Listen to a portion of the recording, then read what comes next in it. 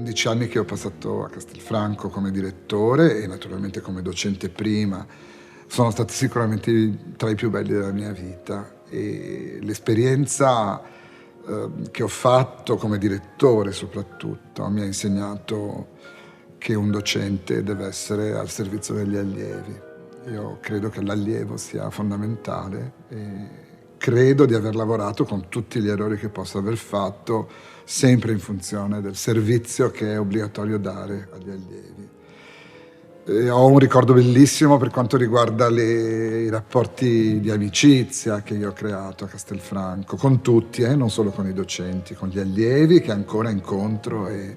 mi dicono «Ah, maestro, che bei tempi», oppure mi dicono «Ah, Massimo, che bello quando eri il direttore». I rapporti umani, da tutti, con i bidelli, con gli amministrativi, con i docenti ovviamente, con gli allievi, con moltissime persone della città di Castelfranco,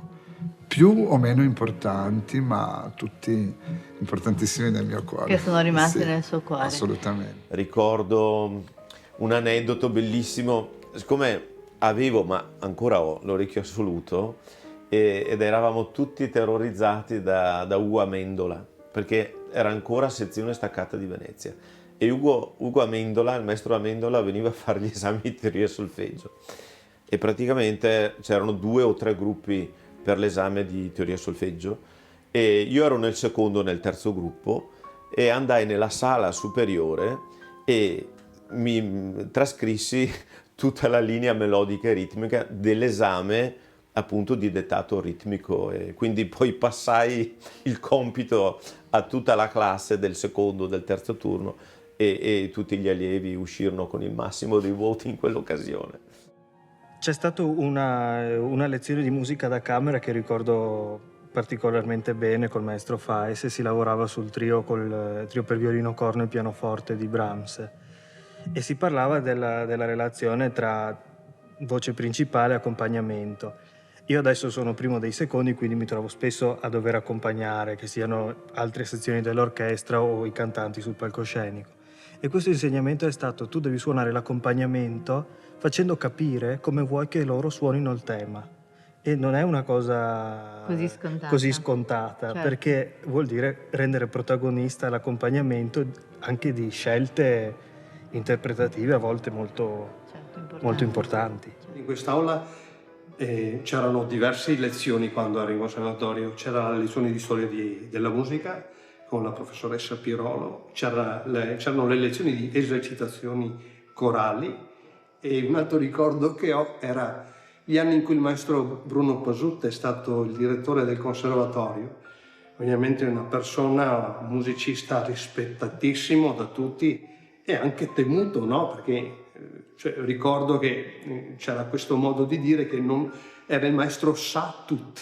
tanto vasta era la sua cultura, la sua preparazione, e lui da buon direttore girava tra le aule, quindi veniva per esempio intanto che stavi suonando il pianoforte, veniva intanto che stavi suonando l'organo, veniva se sentiva che stavi facendo esercizio con un duo, ed entrava per esempio in storia della musica, perché mi ricordo che quando lo si vedeva scendere da quelle scale c'era il timore, dice chissà che non venga qui che dopo ci interroga, e lui tante volte veniva e ci interrogava, e sempre diciamo con grande sapienza e ovviamente diciamo anche grande comprensione, immagino. Io ero appunto un ragazzino un po' tremendo, capelli lunghi, non è che me ne fregasse molto del violoncello, mi interessava fare baldoria e così, però quella volta avevo un saggio importante su nel salone, e il maestro Giuliano Carmignola stava facendo lezione nell'ultima aula dove non so cosa ci sia adesso, forse la segreteria, la biblioteca, ecco. E il maestro Zambon, che era agitatissimo quando c'erano i saggi, dice a me: va a dirgli a Carmignola che Gamoia, in dialetto, no? Proprio così. E io anche ero agitato perché dovevo suonare, e sono andato, ho aperto la porta dell'aula, tra l'altro stava facendo lezione a un mio carissimo amico, per cui ho aperto la porta e ho detto Moighe a Carmignola. E lui è diventato rosso come un diavolo, mi ricordo, e ha cominciato a dire: come? del tuo a me, insomma mi ricordo questa scena di agitazione che si era un po' imbalbettato, ma era ovviamente offeso che un ragazzino fosse andato a dire Moiga, ma io avevo eseguito gli ordini così che è successo che poi chiamato dal direttore, setting condotta, le proposte, radiazione dal conservatorio, insomma poi tutto si è risolto ovviamente però dico sempre a Giuliano, poteva avermi sulla coscienza.